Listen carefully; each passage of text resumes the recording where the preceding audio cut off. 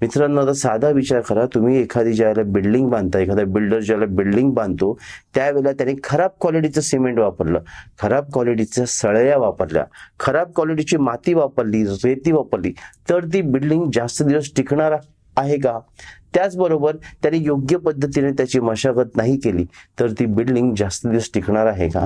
नाही टिकणार.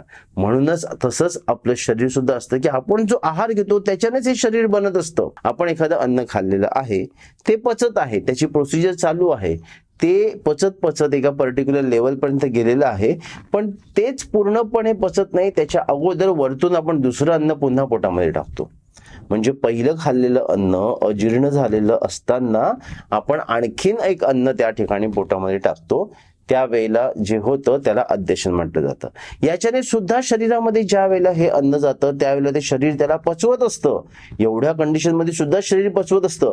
पण हेच जर वारंवार होत गेलं तर शरीर म्हणतं की आता मला माफ कर, आता मी काही तुझ्यासाठी करू शकत नाही. म्हणजेच काय, हेही लक्षात घ्या की हे एखाद दुसऱ्या दिवशी झालं तर काही प्रॉब्लेम नसतो, पण वारंवार हे असंच होत गेलं तर तुमच्या शरीरामध्ये प्रॉब्लेम तयार होतो.